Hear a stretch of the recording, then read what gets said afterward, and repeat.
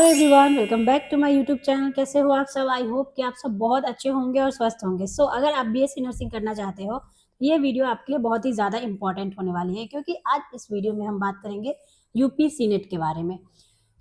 अगर आप उत्तर प्रदेश से अगर नर्सिंग करना चाहते हो बीएससी नर्सिंग, तो आपको यूपी सीनेट का एग्जाम क्लियर करना पड़ेगा।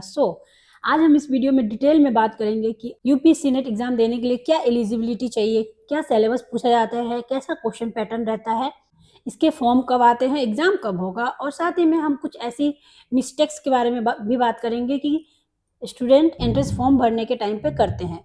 कौन सी ऐसी मिस्टेक्स है जो आपको बिल्कुल भी अवॉइड करनी है जब आप फॉर्म फिलअप करो। तो स्टूडेंट इस फॉर्म को भर सकते हैं और कौन से नहीं भर सकते। साथ ही अगर आप हिंदी मीडियम के स्टूडेंट हो तो क्या आप ये एग्जाम को दे सकते हो, बीएससी नर्सिंग कर सकते हो या नहीं कर सकते हो।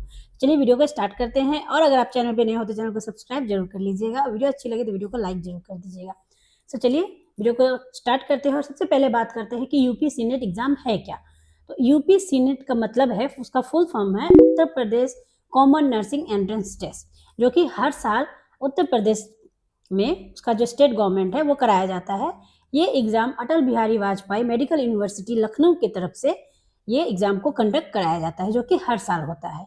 ठीक है, तो अगर आपको उत्तर प्रदेश से यूपी से अगर आपको बीएससी नर्सिंग करनी है तो आपको यूपी सीनेट का एग्जाम देना पड़ेगा और इस एग्जाम को क्लियर करना पड़ेगा, तो ही आप वहाँ के गवर्नमेंट और प्राइवेट बीएससी नर्सिंग कॉलेज में एडमिशन ले सकते हो। वहाँ पे अराउंड 23 गवर्नमेंट कॉलेजेस है जो कि स्टूडेंट को एडमिशन देते हैं, जिसमें से केजीएमयू भी है। चाहे वहाँ के जितने भी बड़े बड़े कॉलेजेस है जो बीएससी नर्सिंग कोर्स को कराती है, वो सारे कॉलेज भी इसके अंदर ही आते हैं। यूपी सीनेट के थ्रू ही इसमें आपको एडमिशन मिलेगी। हर स्टेट अपना एक नर्सिंग एंट्रेंस टेस्ट कराती है, उसके बाद आपको वहाँ के बीएससी नर्सिंग कॉलेजेस में जितने भी एडमिशन है वो होते हैं। अगर आप यूपी से हो तो आपको यूपी सीनेट का एग्जाम क्लियर करना पड़ेगा। साथ ही अगर आप बिहार से हो तो उसके लिए भी मैंने एक वीडियो बनाई हुई है, आप चेक कर सकते हो। यहाँ पे सारी इन्फॉर्मेशन है कि कौन सा एंट्रेंस एग्जाम आपको देना पड़ेगा अगर आप बिहार से नर्सिंग करना चाहते हो तो। अब नेक्स्ट बात करते हैं कि यूपी सीनेट का एलिजिबिलिटी क्या है, कौन इस एग्जाम को दे सकते हैं, कौन नहीं दे सकते हैं। तो सबसे पहले बात करते हैं हम एज की। तो अगर आपकी एज 17 ईयर्स है मिनिमम और मैक्सिमम 35 ईयर्स है तो आप ये एग्जाम को दे सकते हो। साथ ही में male, girls, boys, married, unmarried कोई भी इस एग्जाम को दे सकता है। उसके साथ ही अगर आप अभी क्लास 12 में हो, आपने एग्जाम नहीं दिया है, अपियरिंग हो, तो भी आप इस एग्जाम को दे सकते हो। और अगर आप ड्रॉप आउट हो, 1-2 साल का गैप भी हो चुका है, तो भी आप इस एग्जाम को दे सकते हो। क्या सब्जेक्ट आपकी होनी चाहिए यूपी सीनेट एग्जाम को देने के लिए 11-12 में? आपके सब्जेक्ट होने चाहिए physics, chemistry, biology and English. ठीक है, बायोलॉजी आपका मेन सब्जेक्ट है तो भी आप इस एग्जाम को दे सकते हो। अगर बायोलॉजी आपका एडिशनल सब्जेक्ट है तो भी आप इस एग्जाम को दे सकते हो, बट इंग्लिश आपका मैंडेटरी है। उसके साथ ही जो आपका परसेंटेज है, अगर आप जनरल कैटेगरी में आते हो तो आपके परसेंटेज 45% होने चाहिए क्लास 12 के एग्जाम में, बोर्ड में। साथ ही अगर आप ओबीसी, एसटी एंड एससी हो तो आपके 40% होने चाहिए, तो आप इस एग्जाम का फॉर्म भर सकते हो। उसके साथ ही अगर आप हिंदी मीडियम से हो तो भी इस एग्जाम को आप दे सकते हो, क्योंकि इसका जो क्वेश्चन पेपर है वो हिंदी इंग्लिश दोनों में आता है। हिंदी मीडियम वाले जो स्टूडेंट हैं उनको बहुत सारा ये डाउट रहता है कि क्या वो बीएससी नर्सिंग कर सकते हैं या नहीं, क्या वो एंट्रेंस एग्जाम दे सकते हैं या नहीं।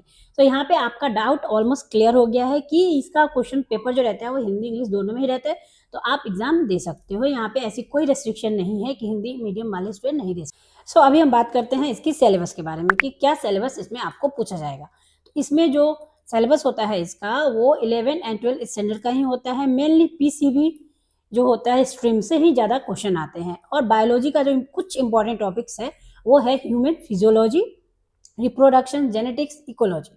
ये सारे कुछ इंपॉर्टेंट टॉपिक्स हैं जिससे आपको क्वेश्चन आ सकते हैं।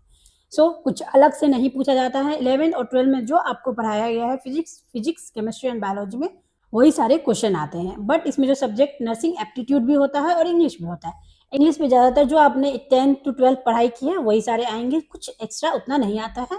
न्यू है वो आपके लिए नर्सिंग एप्टीट्यूड है, उसके लिए कुछ बुक्स आते हैं जो आप रेफर कर सकते हो। ठीक है, अभी नेक्स्ट बात करते हैं इसका एग्जाम का पैटर्न कैसा रहता है, क्वेश्चन पैटर्न कैसा रहता है।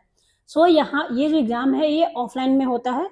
आपको OMR सीट पे एग्जाम देना है, 2 घंटा आपको टाइम मिलेगी और इसमें आपको जो टोटल क्वेश्चन पूछा जाएगा वो 120 क्वेश्चन होता है और हर क्वेश्चन का 1 मार्क होता है। अगर आपने करेक्ट किया तो आपको 1 मार्क मिलेंगे।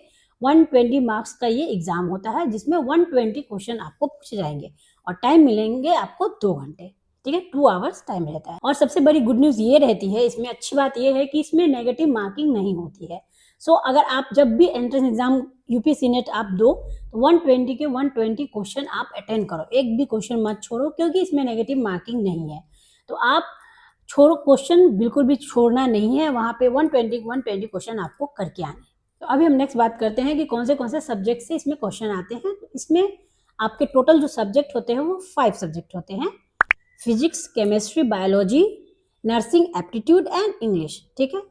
5 सब्जेक्ट होते हैं इसमें। यहाँ से आपके क्वेश्चन आएंगे, 120 क्वेश्चन आएंगे। 24 जो क्वेश्चन होता है 24 मार्क्स का ईच सब्जेक्ट से आपको पूछा जाएगा। 24 क्वेश्चन, ठीक है, 24 क्वेश्चन पूछा जाएगा। अभी हम नेक्स्ट बात करते हैं कि इसका फॉर्म कब आता है, एग्जाम कब होता है।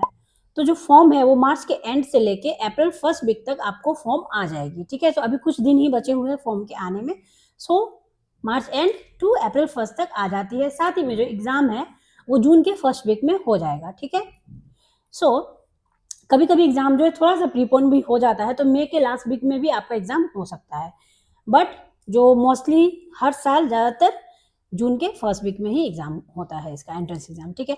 उनमें एग्जाम दिया, आपने क्लियर कर लिया तो जुलाई में आपका सारा काउंसलिंग करा दिया जाएगा और अगस्त 1 से आपका न्यू सेशन भी स्टार्ट हो जाएगा, ठीक है। अब बात करते हैं कि गवर्नमेंट और प्राइवेट कॉलेज में कैसा एडमिशन होता है, कैसा रैंक आता है, तो आपको गवर्नमेंट या प्राइवेट कॉलेज मिलेगा, ये आपको कैसे पता चलेगा। तो अगर आपको गवर्नमेंट कॉलेज में एडमिशन चाहिए तो आपका रैंक जो है वो अच्छा होना चाहिए, मतलब आपके मार्क्स बहुत ज़्यादा अच्छे होने चाहिए, तो ही आपके रैंक अच्छे आएंगे। अराउंड 500 के अंदर अगर आपका रैंक है तो आपको अच्छे कॉलेजेस मिलेंगे, गवर्नमेंट कॉलेजेस मिलेंगे, ठीक है। साथ ही अगर आपके रैंक अच्छे नहीं भी है तो भी आपको प्राइवेट कॉलेज मिलेंगे, बट आपको पता ही है कि government college as compared to private college वहाँ पे आपको फीस बहुत ज़्यादा लगेगी प्राइवेट कॉलेज में, और गवर्नमेंट कॉलेज में आपको फीस बहुत ज़्यादा कम लगती है। तो आप ट्राई ऐसा इतने अच्छे से पढ़ाई करो, इतने अच्छे से प्रिपरेशन करो कि आपको गवर्नमेंट कॉलेज मिले। हम नेक्स्ट फॉर्म के बारे में बात कर लेते हैं। जो फॉर्म जो आती है तो उसकी फीस क्या रहती है और आपको कौन से ऐसे मिस्टेक्स है जो आपको बिल्कुल भी नहीं करनी है फॉर्म भरने के टाइम पे। सबसे पहली चीज़ जो आपको फीस लगती है वो, अगर आप जनरल से हो, ओबीसी से हो तो आपके 3000 लगते हैं, फॉर्म का फीस है, फॉर्म भरने का फीस है 3000 रुपीज़, ठीक है, अगर आप जनरल ओबीसी से आते हो तो। अगर आप एससी और एसटी के कैंडिडेट हो तो आपको लगेंगे 2000 रुपीज़, ठीक है। तो यहाँ पे भी बेनिफिट है एससी और एसटी कैंडिडेट को, क्योंकि यहाँ पे आपको फीस थोड़ी सी कम लगेगी। साथ ही में अगर कोई स्टूडेंट अदर स्टेट का है, जैसे मान लो आप ये यूपी का है एग्जाम, बट आप बिहार से हो या किसी अदर स्टेट से भी हो तो आप ये एंट्रेंस एग्जाम को दे सकते हो, बट यहाँ में इस एग्जाम को देने के बाद आपको सिर्फ और सिर्फ प्राइवेट कॉलेज में एडमिशन मिलेगी, गवर्नमेंट में नहीं मिलेगी, और जो भी जितने भी बेनिफिट होते हैं कैटेगरी वाइज वो भी आपको नहीं मिलेंगे, ठीक है। कि आपको फॉर्म के लिए भी 3000 रुपीज़ ही आपको पे करने पड़ेंगे अगर आप एसटी भी आते हो अपने स्टेट में तो, ठीक है। अभी मोस्ट इम्पॉर्टेंट आपको कौन सी ऐसी मिस्टेक है जो फॉर्म भरने के टाइम में बिल्कुल भी नहीं करनी है, ताकि आपका फॉर्म भरने का जो प्रोसेस है वो अच्छे से हो जाए, उसमें कोई भी प्रॉब्लम ना आए, ठीक है। तो पहली चीज़ जो है वो आपका फ़ोटो, आपको पता है फ़ोटो के नीचे साइन किया होना चाहिए। तो वहाँ पे अगर जब आप फ़ोटो अपलोड करोगे तो आपको ये अच्छे से चेक कर लेनी है कि जो फ़ोटो है आपका, उसका जो बैकग्राउंड है वो वाइट होना चाहिए और उस पर आपका सिग्नेचर होना चाहिए, ठीक है। साथ ही में आप जब भी फॉर्म भरो तो उसमें जो मार्क्स आप डाल रहे हो वो करेक्ट होनी चाहिए, वो सारी चीज़ें आप। और मोस्ट इम्पॉर्टेंट, जो आप कैटेगरी सर्टिफिकेट जो आप अपलोड करोगे, जो आप दोगे एग्जाम के लिए, फॉर्म के लिए, वो आपका आउटडेटेड नहीं होना चाहिए। आप ट्राई करो कि करंट का बना लो, ठीक है, या फिर जब आप चेक कर लो कि डेट के हिसाब से आपका जो सर्टिफिकेट है वो परफेक्ट होना चाहिए, वो आउटडेटेड बहुत पुराना, मतलब 2-3 साल पुराना सर्टिफिकेट नहीं देना है, यहाँ पे रिसेंट का डालो, ठीक है, ताकि कोई प्रॉब्लम ना आए। साथ ही में लास्ट डेट का वेट बिल्कुल भी मत करना, जैसे फॉर्म आता है वैसे आप फिल कर दो। दोस्तों ये था complete information about UP senate 2026। अगर आप नर्सिंग के लिए सीरियस हो तो अभी से प्रिपरेशन स्टार्ट कर दो, क्योंकि मार्च अभी नेक्स्ट मंथ ही है, आपका फॉर्म आने वाला है, ठीक है। उसके बाद आपका एग्जाम होगा। सो अभी से प्रिपरेशन अच्छे से स्टार्ट कर दो, अच्छे से करो, ताकि आपको अच्छी मार्क्स आए, अच्छी रैंक आए और आपको गवर्नमेंट कॉलेज मिल जाए। सो आज की वीडियो में बस इतना ही। मैं मिलती हूँ आप लोगों से अगले वीडियो में।